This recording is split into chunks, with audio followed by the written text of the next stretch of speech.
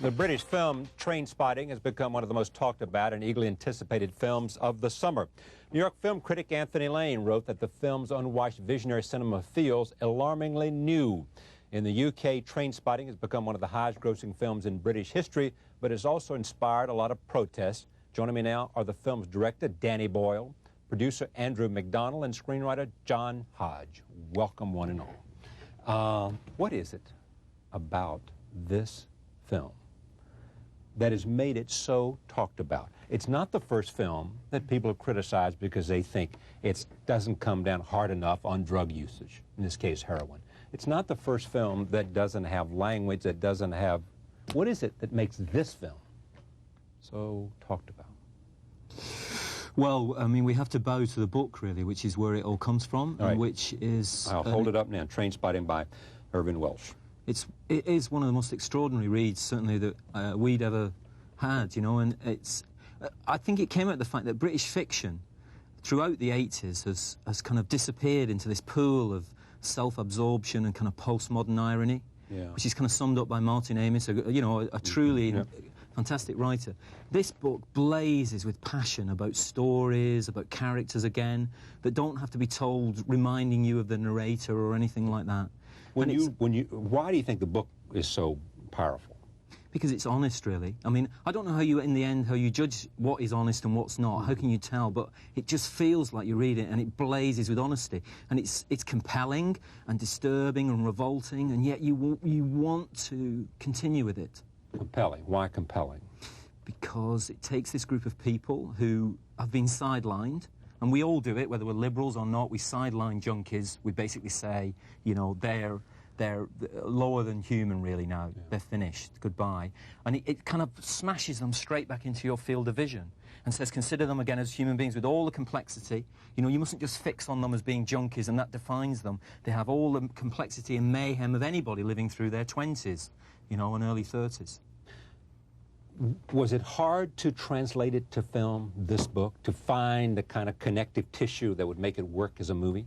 Well, Andrew and I thought it was a fantastic opportunity, but we didn't have to do the screenplay, which is... So we just kind of put as much pressure as possible on John. So, well, John, was it hard for you? Well, I wasn't very optimistic about it at first. Because Irvin's book is a collection of short stories. That's how it was conceived, rather than as a novel. So there's no really clear narrative that runs through it, and there are fantastically entertaining diversions into the lives and into the minds of other minor characters. And I felt that to try and represent that was going to build a hopelessly complex film that would be really unfollowable for an audience. However, we spent a long time talking about it, and then we settled on who we felt was the key character. That's Mark Renton, who's eventually played by Ewan McGregor in the film, and he was the book's most articulate voice. And we decided to structure a sort of narrative around a period of his life, and so that everything that wasn't in the book that related to that journey we left out, really. Why the controversy? What do you think it is about it that makes it so? I think the thing that seems to have offended most people who've been offended, which tends to be in Britain, the right-wing press, has been the glamorization, or the supposed glamorization of heroin use. Heroin chic, as I think it's labeled even in the American press now.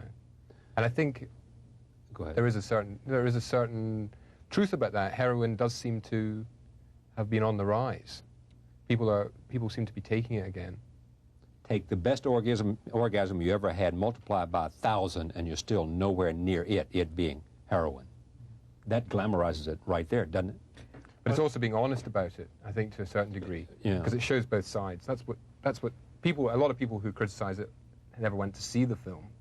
And what we tried to show was that I think it's undeniable, a medical fact. John's a doctor. He can tell you that heroin has some positive attributes and is used in medicine every day. And it also has, especially if it's used long-term. But the film has nothing to do with the positive uses of heroin. No, anyone who seeks to discredit the film could selectively quote from it to make it look as though it's glamorizing heroin. The truth is that we spoke honestly about it, and we acknowledged that the characters have a reason for what they do. They start off taking heroin because it feels good, and then we acknowledge the truth of what happens to them when they go on taking it, which is pretty tragic, and the consequences are played out in full. And we felt that people would only take the consequences seriously if we had been honest about the motivation in the first place. so that rather than lecturing to people, we're presenting them with a balanced portrait, which in the end is far more effective than the traditional stereotype message, which really is just ignored by young people. Okay. Before I take a look at a first clip, I want to talk a little bit about the title comes from.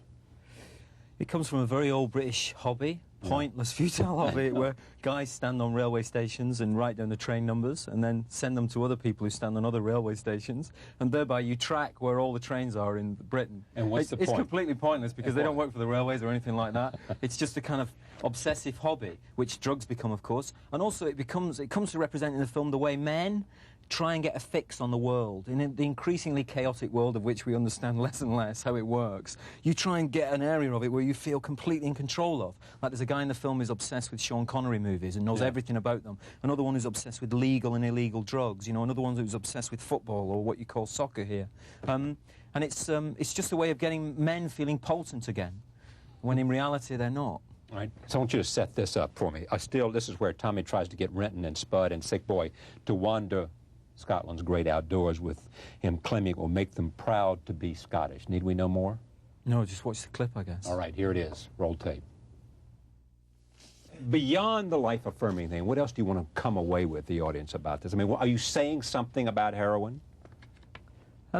It's more about, I mean, or if about it wasn't, culture? Listen, if it wasn't heroin with them, it would be something else. Okay. You know, it's a so certain... heroin is you know, therefore it's about insignificant? No, but it's because it's a piece of cinema in a way. It's the most, heroin is, I guess, the ultimate thing. It's the most extreme thing. It's the edge. Look what just happened over the weekend here in New York. Absolutely. And that's where we send people. We send our rock stars there. You know, we're complicit in that as well. We send them where? We send them, we want them to behave like that, I'm afraid. It'd be very nice to say that we didn't. But we don't want them to fall into heroin? We don't want them to have a good night's sleep after they've had a party, after they've had a concert. You go and watch them at a concert, you don't want them to have a good night's sleep. You want the president to have a good night's sleep. You want them, you know, I'm afraid, to smash up their hotel room and behave like we expect our rock idols to behave. These are the people we want to live at life, the extremes that we're all capable of, but we all probably and thankfully won't go there. But you want a certain group of people, their entertainers, the actors, to go there for you and be like that. And you watch it in the cinema, and then you go home, you know, safely, and make all the normal decisions. So there's a vicarious thing with rock stars and with film. Yeah, of course. All cinema is vicarious. It's a vicarious pleasure to watch or experience. Yes, it takes you into another world that you perhaps never actually want to go to personally. It allows you to watch it. I mean, that's the secret of so much cinema. Yeah. And you feed off that. We all feed off that pain and joy sometimes. You know, everybody does that. It's very... people who pretend they're making realist films are actually still making films that provide nothing more than vicarious sort of pleasure for their audiences. Did making this film make you want to try heroin? We had an amazing bunch of people helping us who were ex-drug addicts, who formed their own recovery group with no government help, no methadone substitution. They'd done it through this human spirit, which somehow, in the depths, they'd managed to rekindle. And their awe and respect of this drug, which they give up day by day, they know it's always there. If they have a crisis, they might tipple back to it. Their respect for it made you think that to tinker with it in a kind of method-acting kind of way would be such an insult to what they'd gone through, really. And they could tell us everything you needed to know about it, you know, and all the kind of details of use and all that kind of stuff, you know. Did you have to, I mean, you have a expected cold turkey thing here, scene. That necessary? You think you wanted to say something, or it just was a scene that made sense to have in the film? Well, I think if you're dealing with heroin use... everybody says, some critics say, well, it's a predictable scene. I mean, yes, but to miss it out would, I think, court justifiable criticism for having glossed over one aspect of heroin abuse. I mean, not everyone who withdraws from heroin goes through that cold turkey experience, but a large number do, so I think it's only reasonable to show it happening to our character. After Shallow Grave, you could have pretty much done... most of the studios would have financed whatever you wanted to do next, yes? Or no? Well, or you don't within know? reason. Within reason. I think there was a certain amount what happened, especially with British directors. They wanted Danny to come and work on one of their films. Not his film, one of their films. You know, they wanted him to do like Danny Cannon did Young Americans in England and then went and did Judge Dredd. You could have done Braveheart. Yes. Is that an offer? But you would never come to we had this idea for a film about... Could have, but didn't. That's right, absolutely, yeah. That was Academy Award, huh? That's right. I mean, all that's very nice. But there's lots of people making those kind of films, which is great. I mean, I really enjoyed Braveheart. But there's not as many people making these kind of films. Oh, why are you proud of this film? because it upsets people, partly. And I think you've got to disrupt the spectacle a bit sometimes.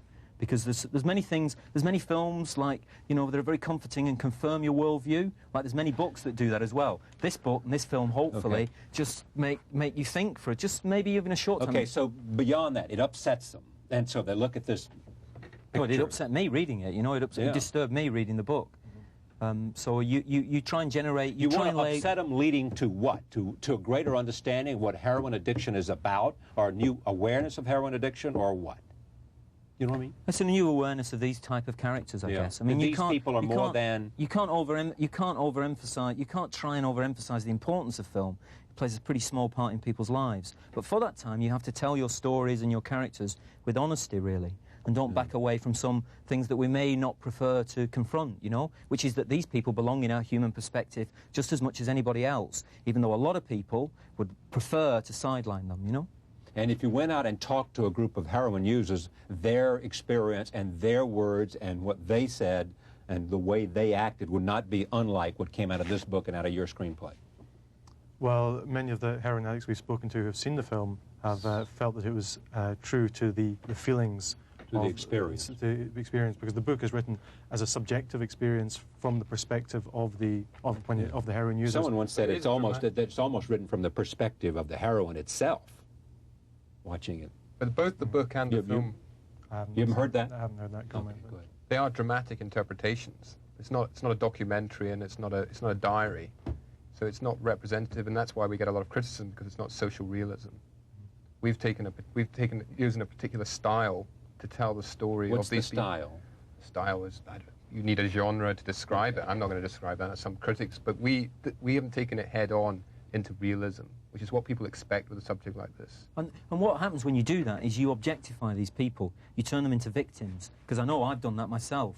You sort of, and then you look for reasons, especially in Britain, where we're always looking for things to blame. And you look at housing estates and schooling and bad parents and all this kind of stuff. And what he does in the book is he says, oh yeah, that's all important, but the real reason is you've got to look inside Renton. You've got to be inside him and try and find out what it is about him. And you'll never truly unravel it, because it's a mystery, you know, like we all are, full of it. You know, there's things we never really reveal to anybody. But that's more use in a modern context than the old ways, you know. So okay, let me take a look at the other clip. This is Renton, so you've mentioned him, and he's the lead here. This is where he's given up heroin and regained his sexual appetite, and he sees an attractive woman leave a club and that he is at, and then he chases her into the street. Here it is, roll tape. Now she's...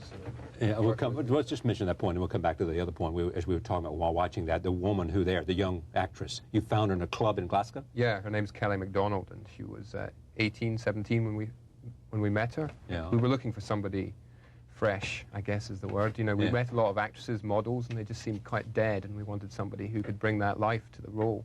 And now she's a full-time actress. And she's making a film with Elizabeth Shue from... Leaving Las Vegas. Leaving Las Vegas, yeah. With Nick Cage. And Jessica Lange. And Bob Hoskins. So she doesn't even speak to us now. No, she doesn't even know you anymore. Calls she says, anymore. thanks, guys, I'll be seeing you later. The point you were making is that this was a good clip to show what? Well, the film, you know, the media say it's a heroin film. The film is actually, you know, sometimes the guys are using heroin, some of the times they're not, you know, and it's about the mayhem of that time of your life when you feel completely indestructible, you know, and so it's about your friends, it's about trying to pick up girls, it's all that kind of world, you know, and it's... But you're not backing away from the centrality of heroin addiction as part of this film. No, because once you're a user, you're on it and off it, but you always have a relationship with it because of the power of the drug. You know, like I said about the recovery group who said every day you just get up and you don't use it that day. You know, you can't have the overconfidence of feeling you're reformed, because come a crisis that you'll tipple backwards into it, you know. Well, an amazing thing happens with heroin, as you know, and as the film shows, is that there are times in which heroin, in a sense, will bring some catastrophe to your life, and the only thing you can do to deal with the catastrophe is to take heroin, right?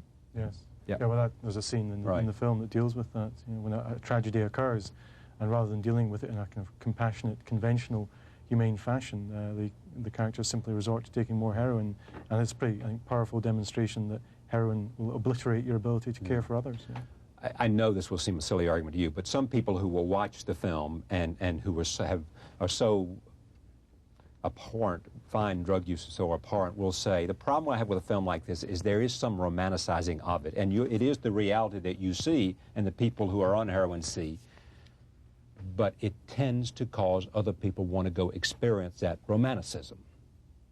You have to admit that. Yeah. Well, I think nothing... Before you can start the discussion, I think. You have to acknowledge that. Yeah. Yeah. Well, nothing... There's a possibility somebody will do that. Well, I think nothing will persuade people who view the film in that fashion to change their minds. I mean, we didn't set out to encourage people to take heroin, of course, and we have met large numbers of people who've felt totally repelled by the portrayal of the drug in the film, in the sense that made them want to avoid it at all costs. Yeah. So, what happened to make heroin usage become so popular again? Or am I wrong, we just didn't hear about it? I think it's such an awesome kind of drug, which fortunately only a very small number of people ever get involved with. I think it's always there, really, and what tends to change is the medium. The media tend to focus on the kind of tip of the iceberg. The iceberg always floats there, unfortunately, I think that's the nature of it as a drug, really. I mean, it probably changes through supply and demand and those factors, world factors, but I think it's always there with you. The heroin, the period that Irvin's writing about in Edinburgh in Scotland, where the book is set and the film is set, was extreme heroin use. It was also the beginning of AIDS in Scotland at that time, and Edinburgh became the capital of Europe of AIDS and heroin usage. And heroin usage. But now there's no heroin there at all. Nobody knows why. Nobody knows. But Glasgow, which is perhaps the city where you would expect it to be, which is the sort of Detroit of Scotland or whatever, the industrial city, which has been ravaged by closing of industrial works, it's rife. It's terrible. Absolutely. It's a real problem. But Edinburgh, it's not, no. Are you three going to always work together? Is there some magic here about this trio? I don't know. I'm a bit worried. You've separated us. That's all over there. Really? That was at our request. Oh, yes. It's a Braveheart business. Yeah. It's a Braveheart business, right? I mean, after you said that. We've enjoyed working together, and we're planning to make another film this year. A comedy, may I suggest? Yes. We're in real danger of a romantic comedy, yeah. Danger of glamorizing romance. Is this out of Hollywood or is this out of Europe? It's out of both. Both. That's what we're trying to do. We're trying to make. We're bringing our sort of principal crew, and Ewan McGregor, who was in both the films. Right. And he's going to fall in love in the story with an American girl. Cameron Diaz. Oops. I've not said that. Don't think they've done the deal yet. Oh dear. An exclusive on that show. And the film is called A Life Less Ordinary. That's right. All right. It's great to have you guys here. Thank you very much for coming by. Thank you. Trainspotting. Everybody's talking about this film. It's being written about here. This happens to be Time Out, but if you look at New Yorker, New York Magazine here in this city, and Time and Newsweek, they're all talking about it. Everybody has an opinion about it. And when there is that much talk, most people want to go find out what all the conversation is about. Trainspotting is the film. We'll be right back.